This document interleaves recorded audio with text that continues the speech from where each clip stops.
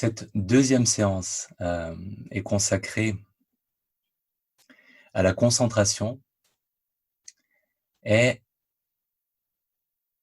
c'est un mot déjà qui est à la base un peu suspect. Donc, quand on parle de concentration en méditation, c'est une traduction des mots qui étaient utilisés à l'époque bouddhiste, mais le mot concentration en français comme en anglais évoque un effort volontaire, peut-être une forme de tension aussi. Alors que cette concentration-là, d'autres traductions possibles pourraient être stabilité, tranquillité. Donc c'est une attention soutenue, mais qui ne nécessite pas de froncer les sourcils et de se crisper autour d'un objet. Plutôt, on se détend autour d'un objet.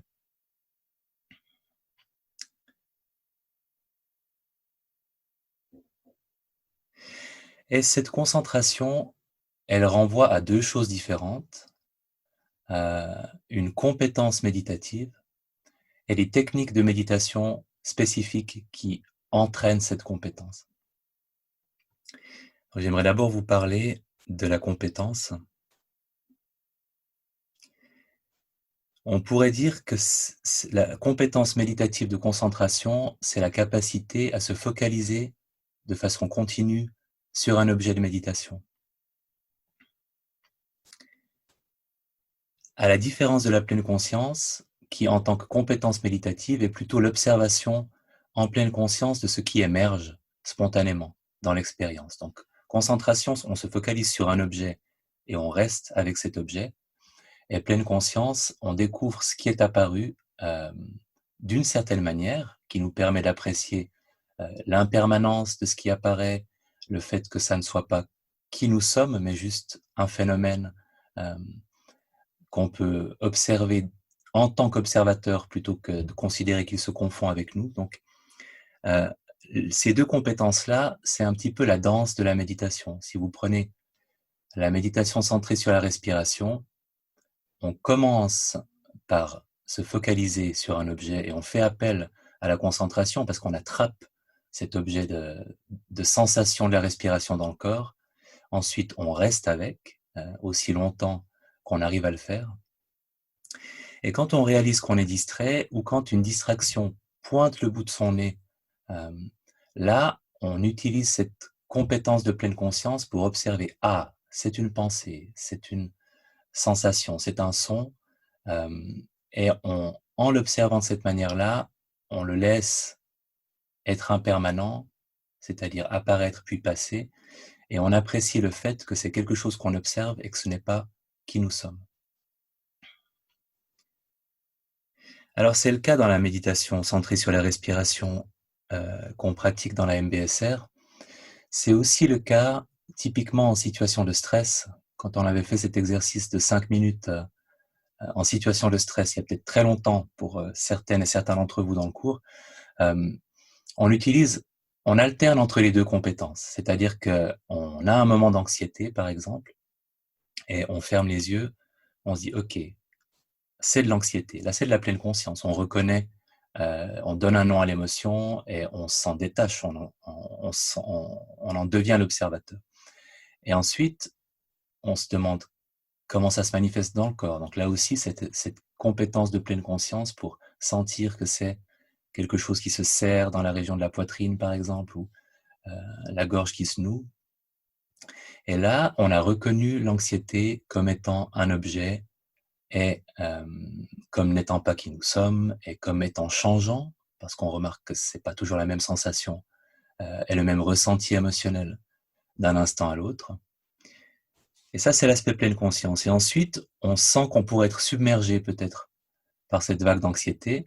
Donc, on fait appel à la concentration, on porte l'attention à la respiration, on reste centré respiration après respiration, on obtient peut-être une espèce de calme en faisant ça. Et quand on se sent plus calme, on peut s'intéresser de nouveau à comment est cette anxiété maintenant. Est-ce que l'intensité a baissé? Est-ce qu'elle est plus là? Est-ce qu'elle est toujours là? Et en alternant entre des moments de concentration et des moments de pleine conscience, on peut traverser une vague émotionnelle sans passer par la case rumination ou le moins possible. Donc, c'est vraiment une des deux compétences centrales dans toutes les pratiques méditatives, cette notion de concentration. On a besoin des deux. Et on a besoin des deux historiquement dans les suttas bouddhistes.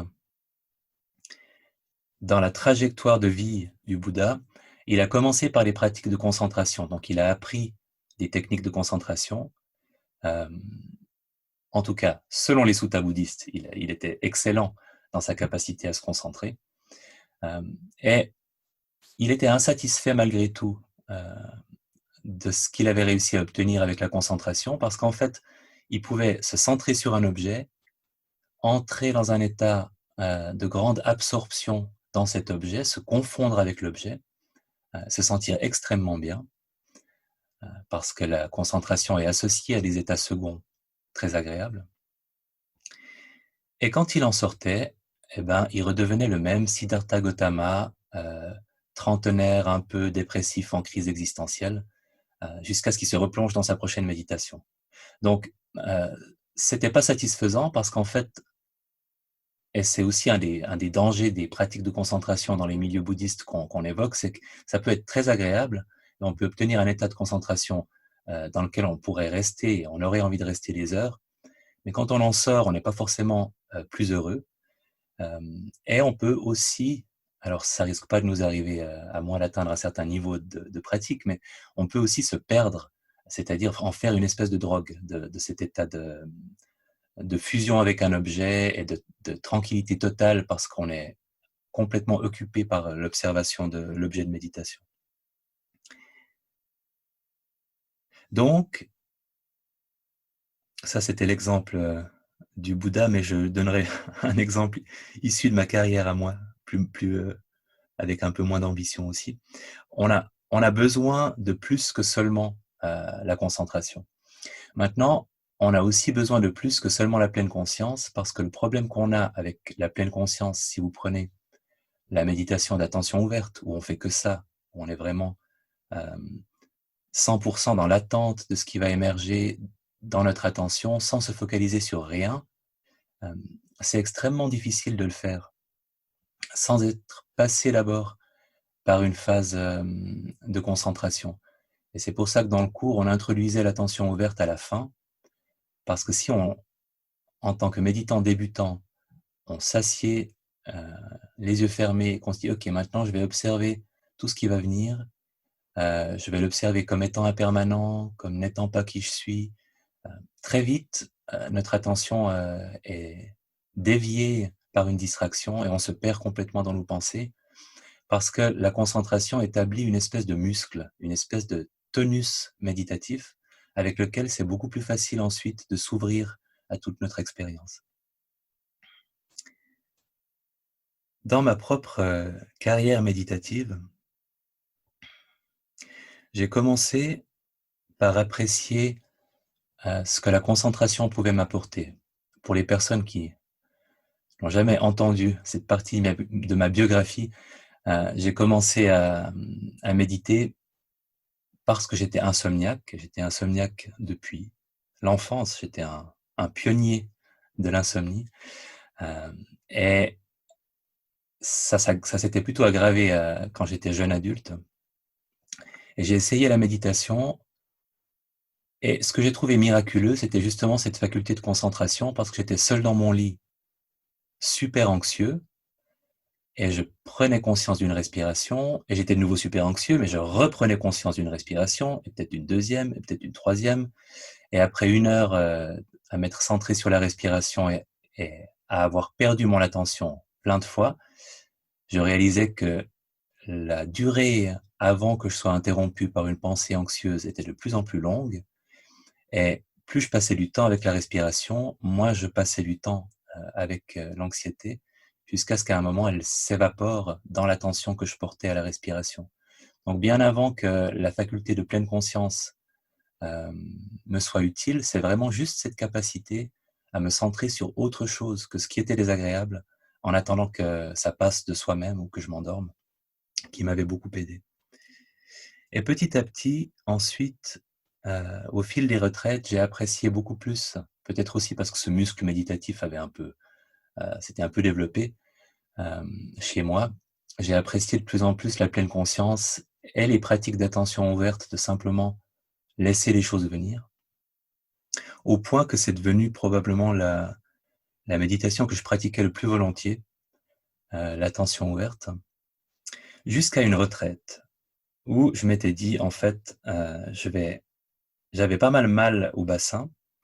Et c'était une retraite où on alternait entre assise et méditation marché. Et comme la méditation marché, à haute dose, c'est pas terrible quand on a un peu mal au bassin, je me suis dit: «Bon, je vais faire que de l'assise».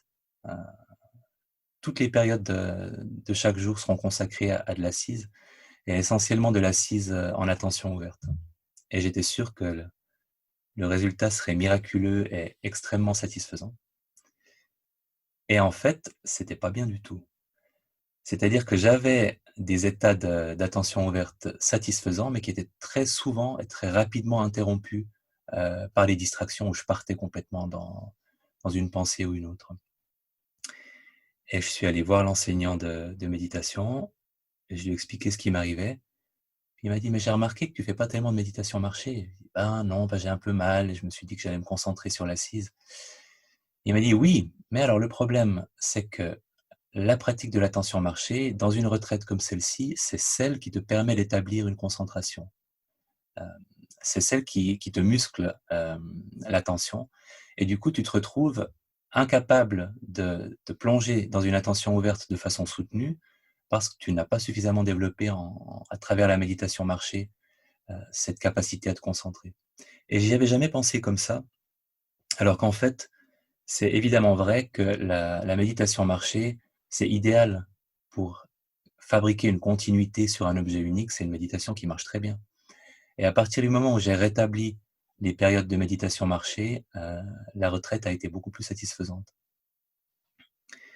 Donc c'est quelque chose dont je suis convaincu. D'une part qu'on a besoin des 2, hem, parce que quand on est en méditation de concentration, notre capacité à reconnaître les distractions avec la pleine conscience, c'est ce qui nous permet aussi de rester et de revenir, dans notre objet, dans l'objet de méditation qu'on investit.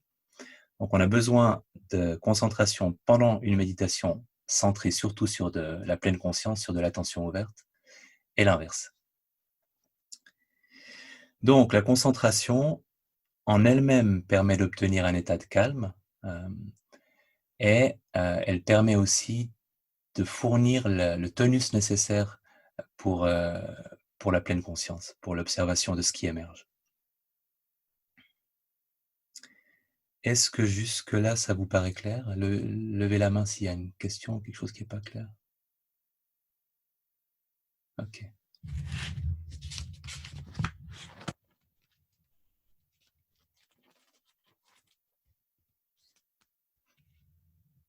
Alors, là, j'ai parlé de la compétence, de concentration. On peut aussi parler de concentration pour parler des méditations qui visent à cultiver la concentration. Et c'est un peu plus compliqué parce que c'est pas quelque chose qu'on aborde dans le cours MBSR. Presque toutes les méditations dans le cours MBSR sont assez équilibrées. Alors l'attention ouverte, évidemment, c'est 100% pleine conscience. On n'utilise pas tellement la compétence de concentration, mais toutes les autres méditations sont un petit peu hybrides, comme pour la respiration, où on a ce moment centré sur la respiration et ce moment où on prend conscience d'une distraction et on lui accorde suffisamment d'attention pour que ce soit un micro moment d'attention ouverte, hem, à l'intérieur d'une méditation centrée sur la respiration. Mais il y a un continuum, il y a un axe en fait et chaque méditation, elle sera plus ou moins à gauche ou à droite de cet axe et si je décide arbitrairement que là, c'est la concentration et là, c'est la pleine conscience et que là, on est à 100% de pleine conscience et là, à 100% de concentration, hem, la méditation marché se situerait plutôt par là parce qu'il y a beaucoup plus cet aspect de se centrer sur un objet, et de rester avec. Et puis, l'attention ouverte serait à l'autre extrême et toutes les autres méditations dans le MBSR sont un petit peu au milieu. Mais dans les autres traditions, par exemple, dans la tradition zen, Si quelqu'un a déjà vécu une séance zen traditionnelle, on va vous mettre face à un mur et on va vous demander d'observer ce qui émerge. Donc, on commence par de l'attention ouverte et ça peut être tout le chemin de l'apprentissage de la méditation dans le zen euh, peut rester dans cette partie-là de l'axe, même s'il y a d'autres pratiques qui viennent nourrir aussi l'aspect concentration. Dans les traditions, par exemple, hindoues, il y a des pratiques de mantra. Et le mantra, c'est vraiment une méditation qui se situerait par là, parce que c'est beaucoup de concentration sur un objet. Et on fusionne avec l'objet, finalement. C'est la direction qu'on prend avec les méditations basées sur un mantra. Donc on pourrait dire qu'une méditation de concentration pure, c'est quand on a une attention continue, exclusive sur un seul objet. Et la méditation de pleine conscience pure serait une attention continue, inclusive à tous les objets qui peuvent émerger. Et plus on est exclusif, plus on se rapproche de la concentration, et plus on a cette ouverture à d'autres choses, plus on se rapproche de la pleine conscience pure. Donc une différence, si on veut maintenant pratiquer avec un état d'esprit plus concentration, c'est la quantité d'intérêt que vous allez porter aux distractions, c'est-à-dire presque pas. Dans une méditation de concentration, c'est je suis sur mon objet, je suis sur mon objet, ah j'y étais plus, j'y reviens. En gros, c'est ça. C'est vraiment le strict minimum de curiosité pour ce qui vous éloigne de votre objet. Parce que le but, c'est cet état de calme et de stabilité. Peu importe en fait ce qu'on peut apprendre en observant ce qui émerge. Un truc qui est assez attractif et qui contribue peut-être à ce que certaines personnes soient accros aux méditations de concentration, c'est qu'on peut manipuler l'objet, parce que finalement, on s'en fiche de la réalité de ce qu'on vit dans cette méditation-là. Donc on peut, par exemple, compter en même temps qu'on respire, on peut marcher à un certain rythme, on peut respirer à un certain rythme, on peut visualiser quelque chose et faire de cette visualisation l'objet de la méditation. Donc en termes de créativité et de manipulation de l'expérience, on peut faire tout ce qu'on veut, en fait, du moment qu'au final, on obtient un objet de méditation unique sur lequel il nous est facile de nous centrer et de rester centré.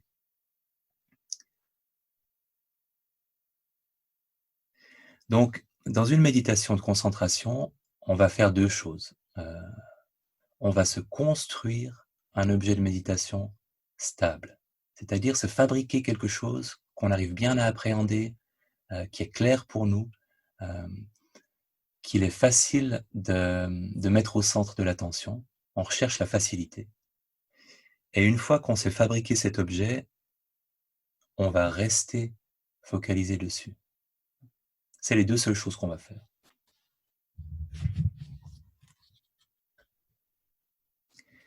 Pour une méditation de concentration, c'est aussi vrai pour les autres, peut-être encore plus, la détente est importante. Donc si on arrive à obtenir un corps détendu avant de commencer une méditation, ça soutiendra la mise en place de la concentration.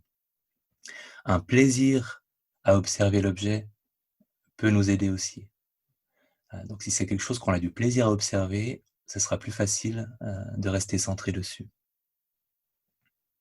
Si la notion de plaisir est pas disponible, en tout cas une curiosité pour ce qu'on observe. Est-ce que c'est clair pour tout le monde? Okay. Et est-ce qu'il y a une question? Ça a l'air d'aller. Alors, je vous propose de passer à un premier exercice pratique où on va faire une méditation que vous connaissez bien, mais avec un état d'esprit de concentration. Donc on va se centrer sur la respiration, mais on va aller un petit peu plus vers la manipulation de ce qu'on observe, et on va le faire dans cet état d'esprit où on ne s'intéresse pas trop aux distractions, où on cherche surtout à rester toujours centré sur le même objet. Donc,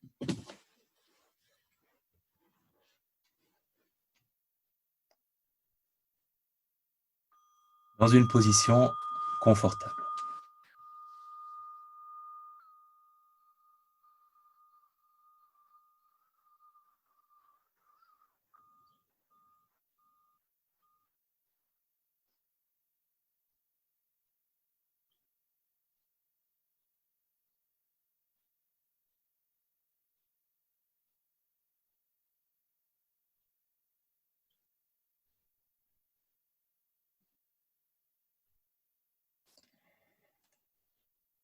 Et quand vous avez fermé les yeux, un premier moment d'appréciation. Comment est le corps? À quel point le corps est-il détendu?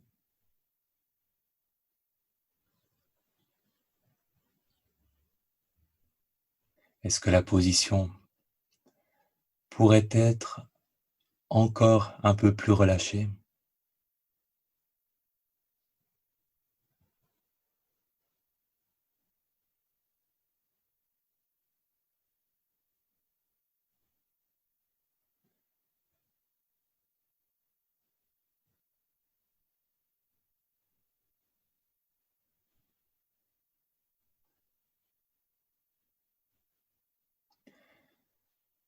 Quelques expirations, et avec chaque expiration, le corps peut se relâcher un peu plus.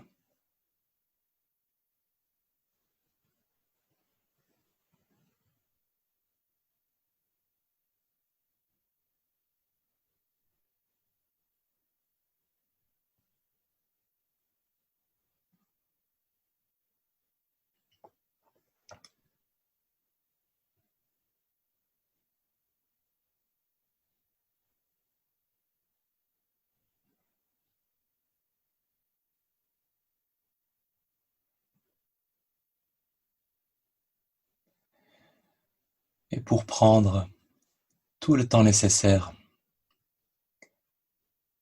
pour se préparer à cette attention focalisée,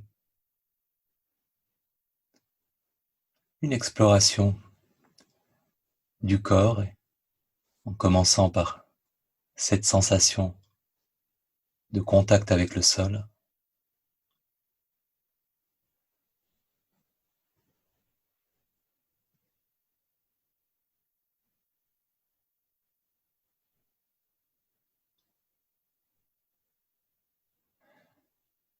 la sensation de contact avec le coussin, le banc, la chaise,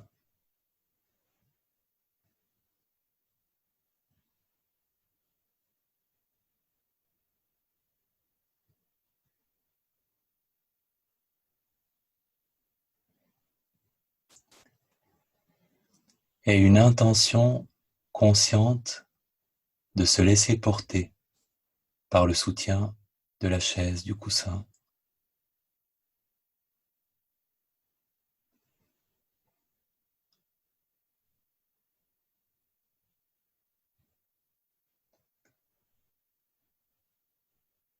laissant le bassin être soutenu par le coussin,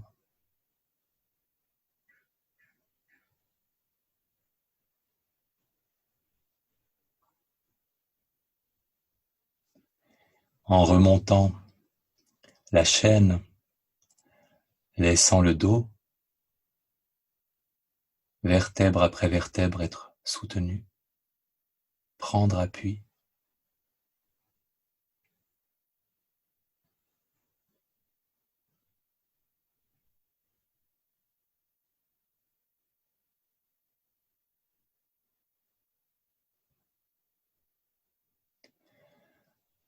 laissant la nuque prendre appui, se laisser porter.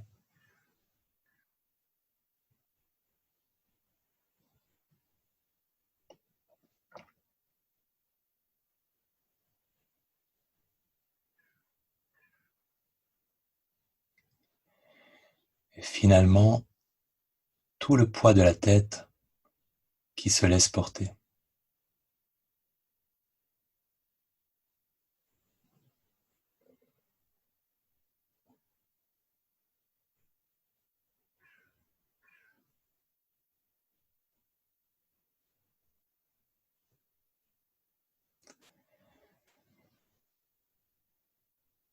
en prenant conscience de la tête, y compris le visage. Comment sont les sensations?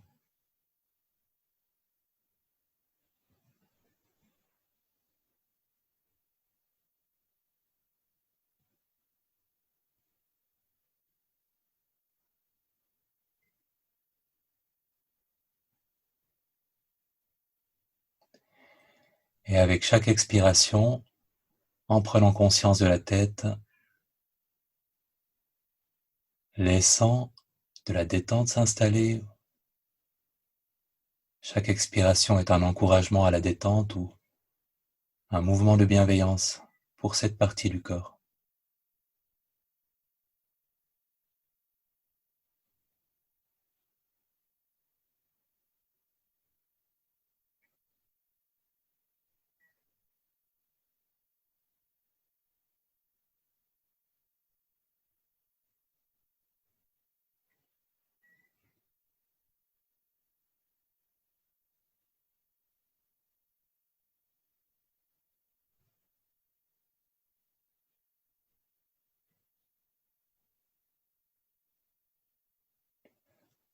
La nuque, le cou, la même intention à chaque expiration.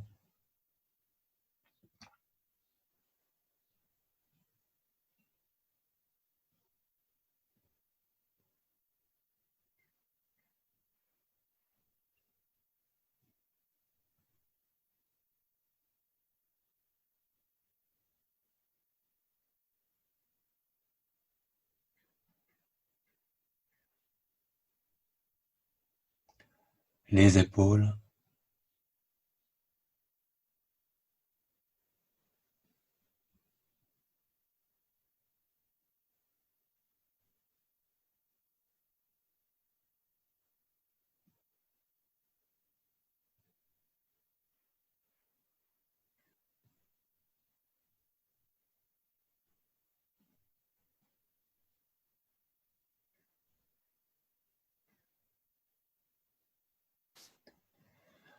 les bras et les mains, des épaules jusqu'au bout des doigts.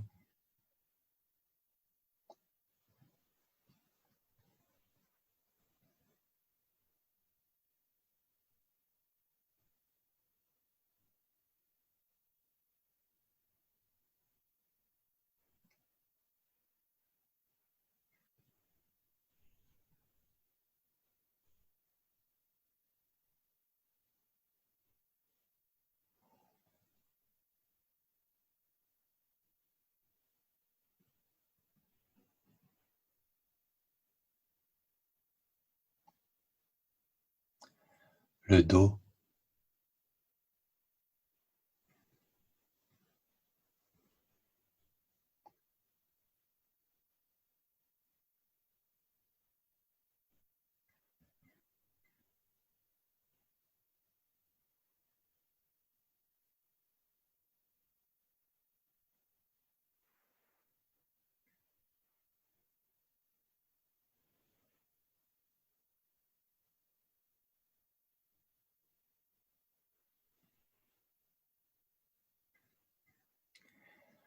la poitrine, la cage thoracique,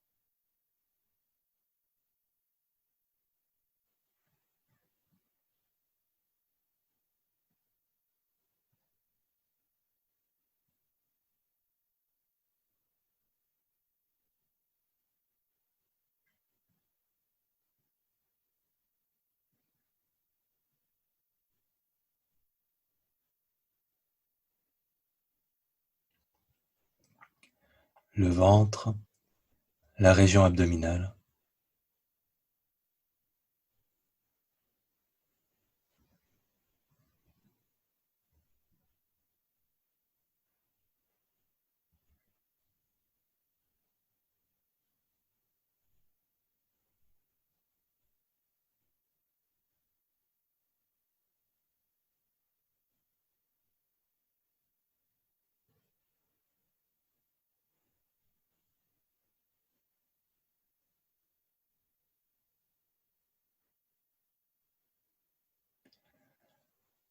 le bassin,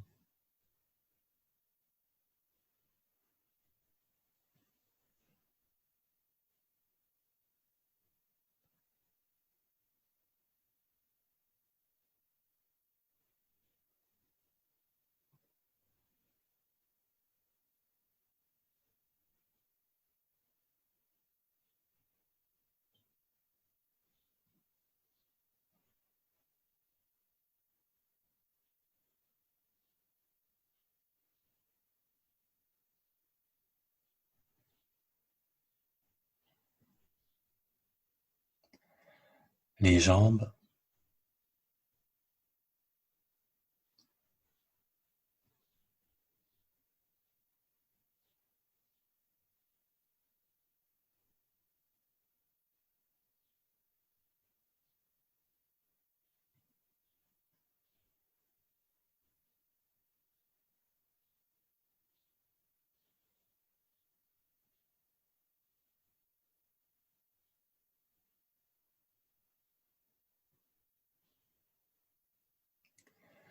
les pieds,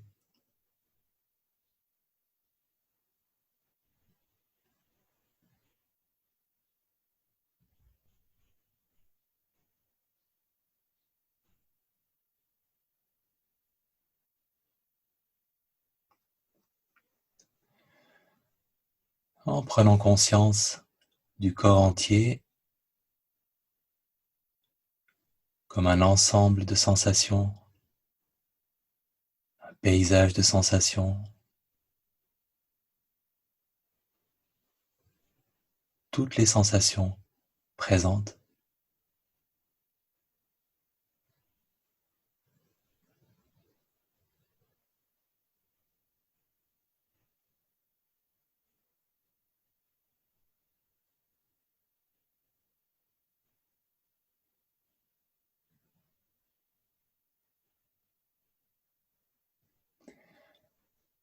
Et avec chaque expiration, ce sont toutes les sensations corporelles qui peuvent aller vers plus de détente, plus de confort là où c'est possible.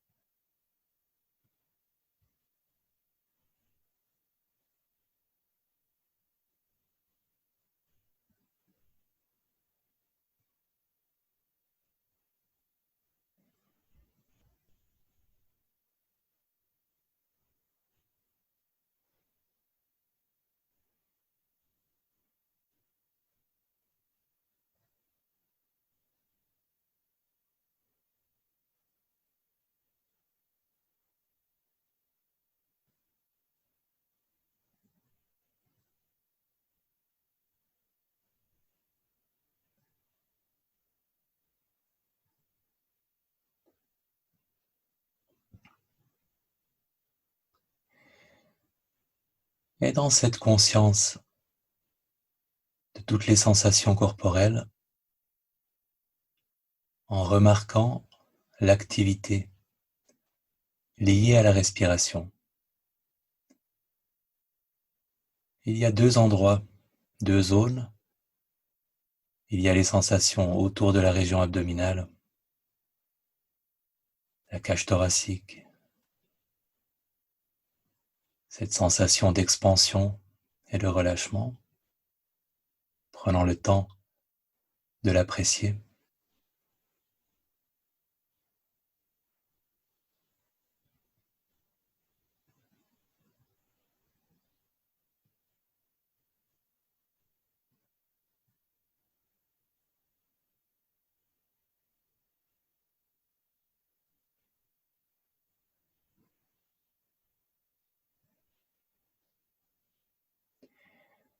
Il y a la sensation dans la région des narines,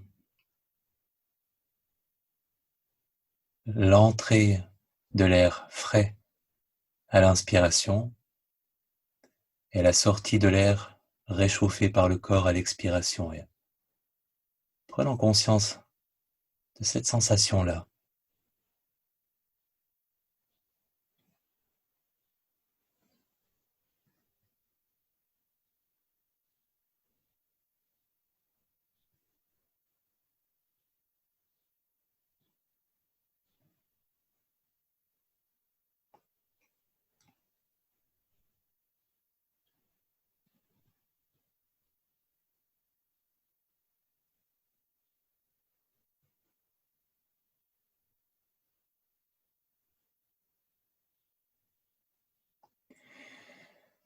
Et en choisissant maintenant la région du corps qui conviendra le mieux pour votre méditation de concentration, à quel endroit, avec quelle sensation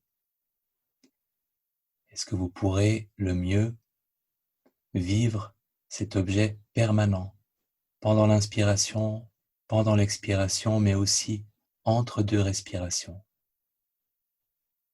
À quel endroit choisissez-vous de déposer votre attention? Plutôt dans la région des narines ou plutôt dans la région abdominale? Il n'y a pas de mauvaise réponse. Prenons le temps d'en choisir une des deux.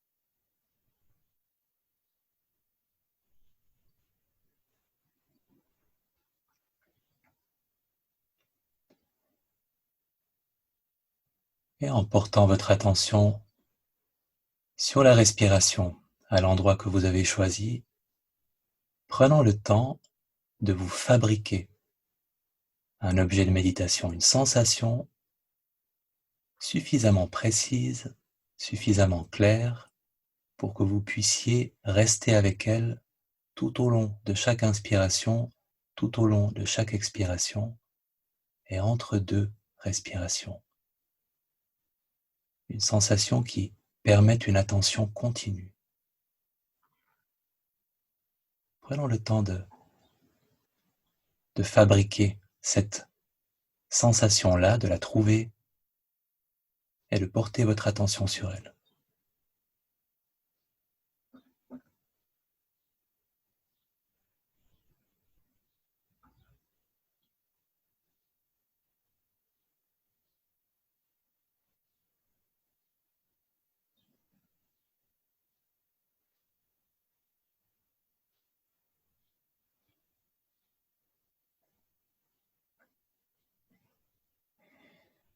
Et peut-être en choisissant un espace assez réduit, qu'il vous soit plus facile de l'avoir toujours à l'esprit.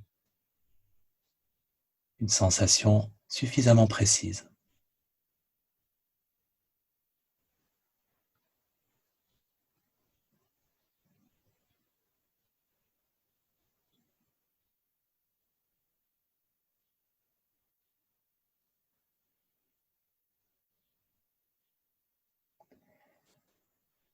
Et en gardant maintenant conscience de cette sensation instant après instant, au fil de l'inspiration, au fil de l'expiration, entre deux respirations,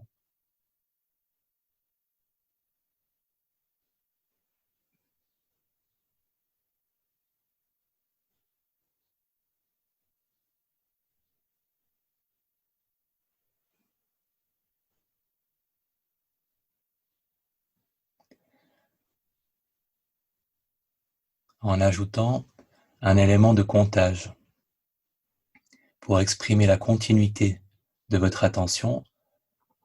1 pendant l'inspiration, 1 pendant l'expiration et 1 dans l'attente de la prochaine respiration, puis 2 pendant l'inspiration, 2 pendant l'expiration et 2 en attendant la troisième, etc.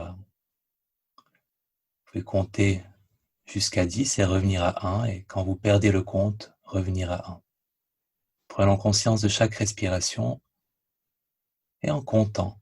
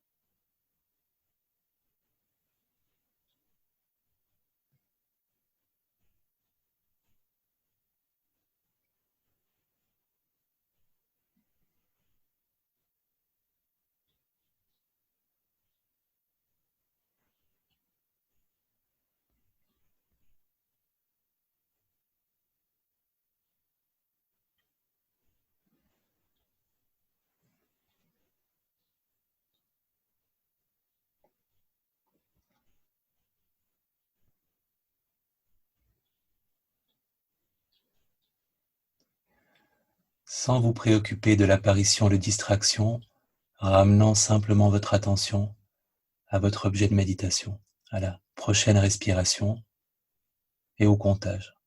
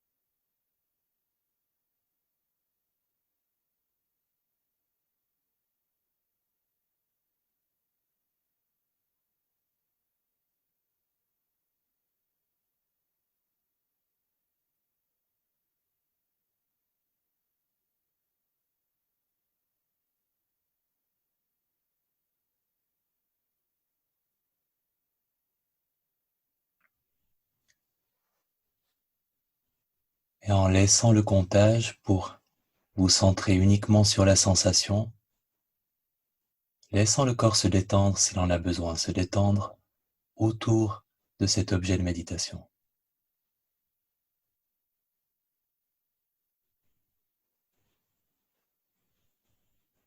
Respiration après respiration, instant après instant, toujours la même sensation au centre de l'attention.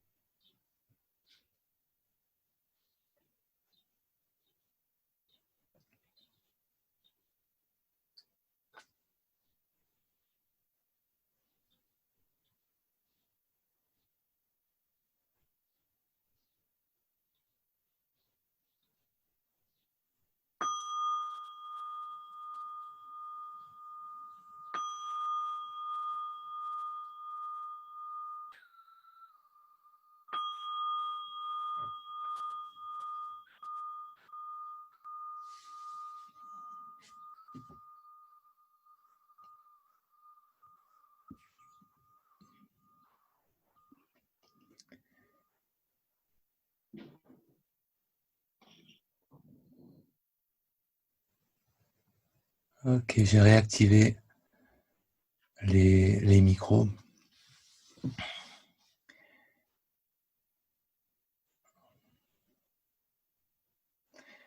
J'ai choisi la région des narines et j'ai pris une espèce de cercle, une sensation, une conscience un peu circulaire de cette région que j'arrivais à garder assez permanente, même quand il se passait pas grand-chose.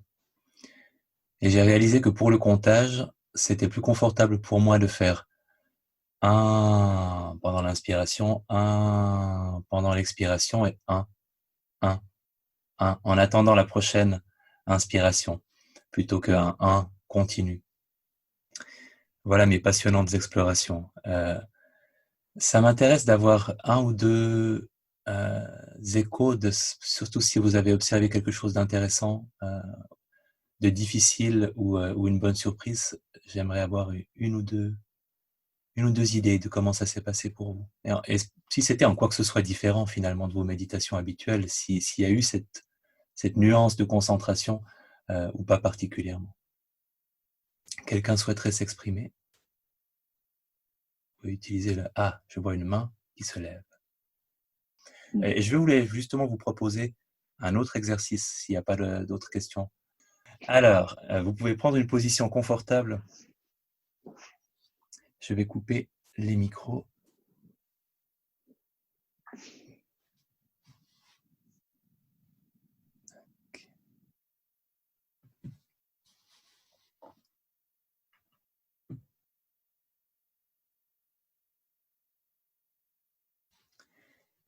En prenant d'abord le temps nécessaire pour laisser le corps se relâcher.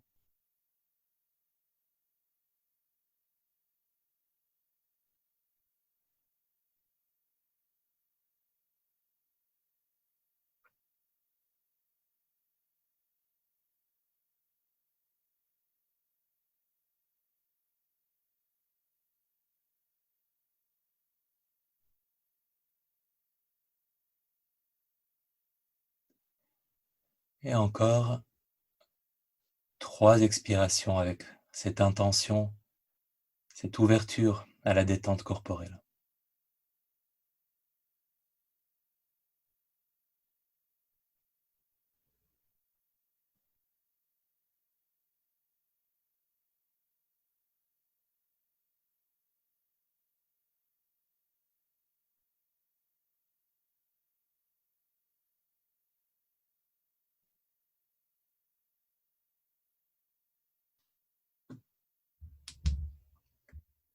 Et quand vous entendrez le son, en ne portant plus votre attention qu'à ce son.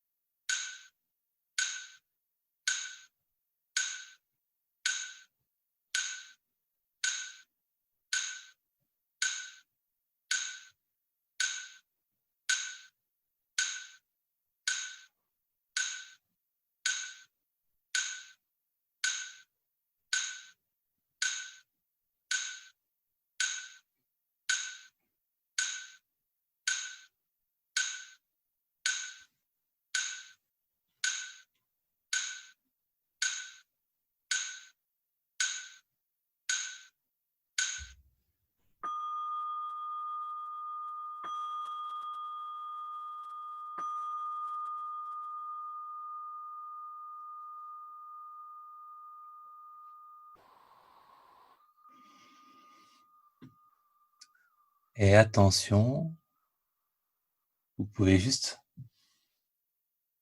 prendre note de comment ça s'est passé pour vous. Est-ce que c'était un objet qui pourrait vous convenir pour une méditation de concentration?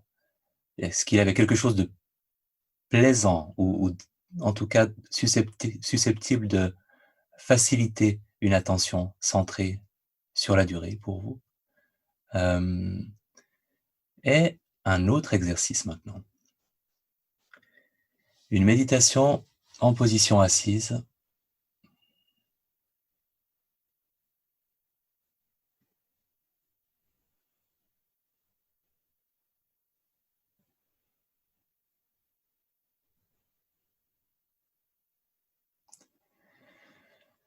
avec la prochaine expiration, laissant le corps se détendre.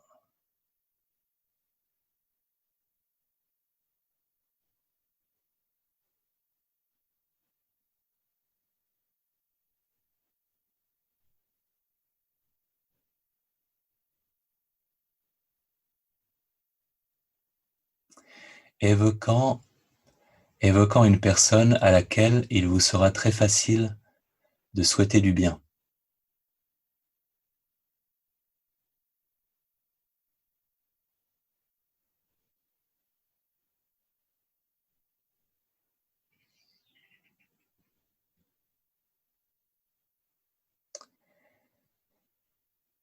Et quand vous avez une personne à l'esprit, formulant l'intention bienveillante, celle que vous celle qui vous vient: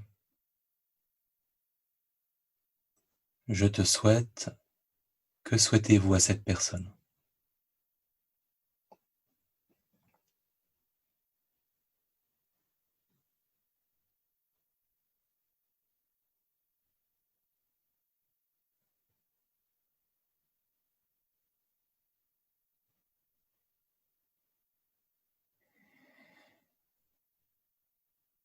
Et quand vous avez une phrase à l'esprit, pas besoin que la phrase soit complexe, quelque chose de très simple fera l'affaire.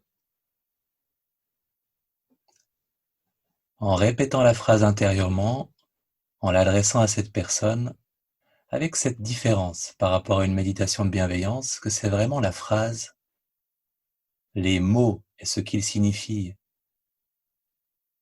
que vous placez au centre, et plutôt que de la laisser résonner entre deux répétitions comme je vous le propose parfois, d'enchaîner tout de suite une phrase et une autre répétition et une autre répétition, et de centrer toute votre attention sur ces phrases que vous prononcez, que vous répétez, sans laisser trop d'espace entre deux phrases pour fabriquer cette continuité de concentration. Prenons le temps d'adresser cette intention et de la répéter.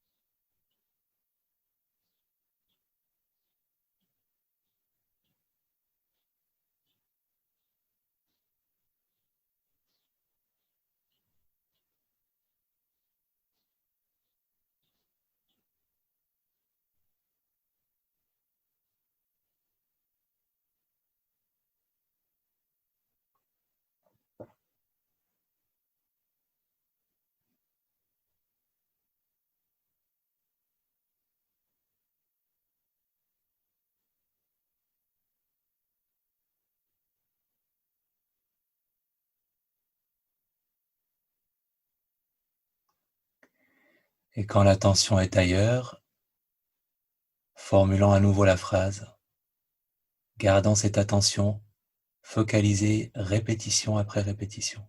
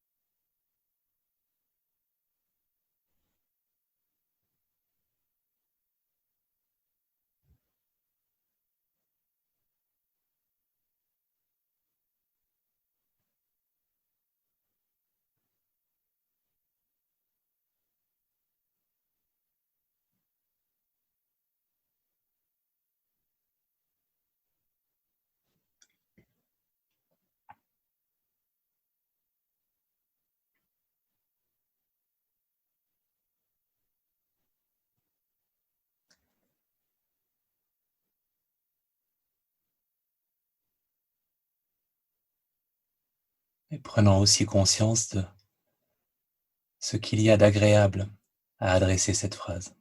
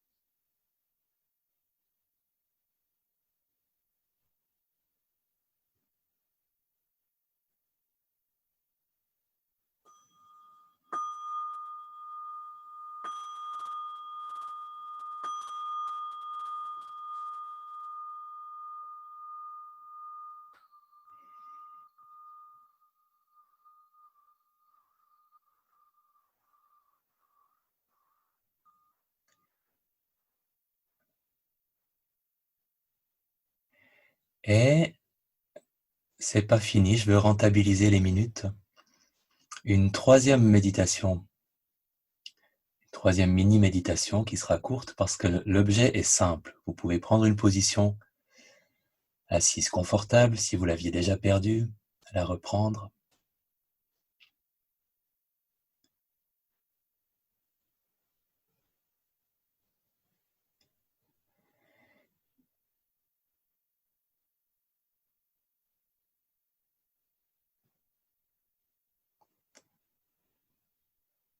Une expiration pour un peu plus de confort et de relâchement.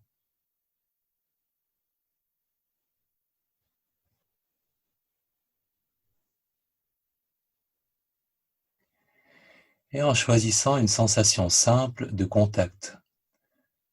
De contact, par exemple, pour moi, mes pouces sont en contact dans la position que j'ai choisie, donc je vais porter mon attention uniquement sur la sensation de contact entre mes pouces. Ça peut être une sensation dans le corps, euh, là où le corps touche le sol ou le coussin, ou ça peut même être une sensation spécifique dans le corps qui n'est pas liée à une pression ou à un contact, mais qui aurait pour vous cette qualité d'être très clair, très facile à, à saisir avec votre attention, choisissant une sensation, une seule, une sensation précise, spécifique, sur laquelle vous portez votre attention à chaque instant, instant après instant.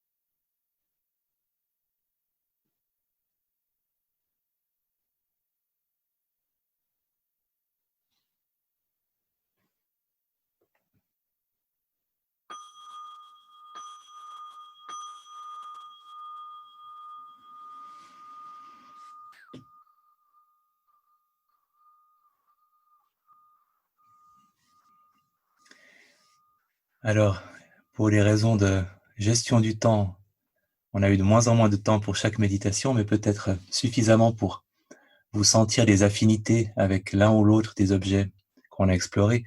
Euh, Entre la bienveillance, le métronome et la sensation spécifique quelque part, euh, si, si vous avez une préférence, je propose un petit sondage pour me faire une idée.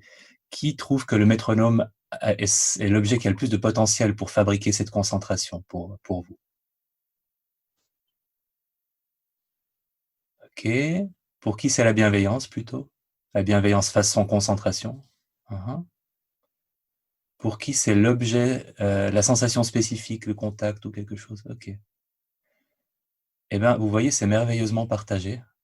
Ce qui montre que l'art de la méditation de concentration, c'est l'art très subjectif de se fabriquer un truc qu'on a envie ou qu'on a de la facilité à observer dans la continuité. Donc il y a vraiment cette notion de, on se fabrique quelque chose et ensuite on l'attrape et on le garde en main. J'aimerais signaler aussi quelque chose que j'ai pas fait, j'ai hésité à le faire. Parce qu'il y a des méditations où on utilise une bougie et on a les yeux ouverts et on fixe la bougie. Et il y a même des bougies sur téléphone portable pour les dégénérés du 21e siècle que nous sommes. On peut se mettre une image d'une bougie et puis on peut la fixer sur l'écran du téléphone. Et si on fixe, alors l'objet de méditation, naturellement, c'est la flamme de la bougie. Et après un certain temps, il y a quelque chose d'intéressant qui se passe, c'est que si on observe la flamme, il y a une espèce de couleurs qui se forment autour, et si on ferme les yeux, on continue à voir l'image négative de la flamme. Et à ce moment-là, on garde la flamme comme objet de méditation, mais cette flamme en image négative qu'on voit en fermant les yeux. Et ça, c'est un exercice de méditation de concentration vieux comme le monde, qui est pas mal du tout. C'est juste qu'il faut se rappeler de cligner les yeux, parce qu'en fait, ça aide pas de pas cligner les yeux. Il faut les cligner de temps en temps. Mais ça peut être quelque chose que vous pourriez essayer si vous avez une bougie et puis que vous n'avez personne autour de vous qui vous jugerait. Euh, Vous pouvez regarder cette bougie, la fixer, en faire votre objet de méditation et de temps en temps essayer de fermer les yeux et voir si euh, l'image de la bougie continue d'être présente quand vous fermez les yeux, et dans ce cas-là, de faire de cette image-là votre nouvel objet de méditation. Et quand vous la perdez, vous rouvrez les yeux et vous recommencez le processus. C'est assez simple, et pour les personnes qui ont une facilité visuelle, ça peut être un très bon objet pour obtenir de la concentration. Est-ce qu'il y a, avant que nous nous séparions, une question, remarque, observation? Et les personnes qui sont pressées peuvent partir. Hein. Si quelqu'un a une question, je peux prendre le temps d'y répondre au-delà de 11 heures.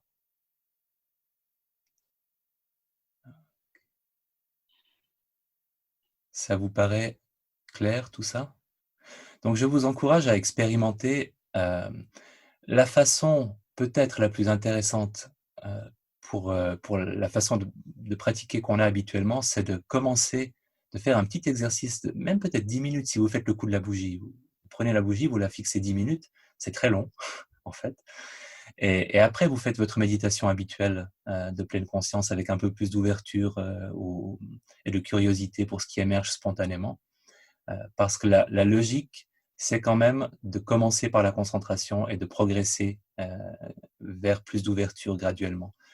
Vous pouvez aussi faire ces exercices à des moments complètement différents que vos moments de méditation habituels. Vous prenez 5 minutes, vous écoutez un métronome ou vous regardez une bougie et vous regardez ce que ça change pour vous, à quel point ça soutient votre pratique méditative et puis à quel point ça peut devenir une pratique à part entière aussi. Voilà. J'espère que ça vous aura été utile, que ça n'aura pas ajouté à la confusion. Et ça aurait été un plaisir de partager ce moment avec vous. J'espère que tout continue d'aller bien en cette période de déconfinement pour tout le monde. Je vous informerai bientôt de possibilités de méditer en groupe pour la saison 2020-2021. Je suis en train de visiter plein d'endroits dont certains sont vraiment magnifiques. Merci pour les personnes qui m'en ont suggéré. Il y en a qui sont vraiment bien. Merci et un bon samedi à tout le monde.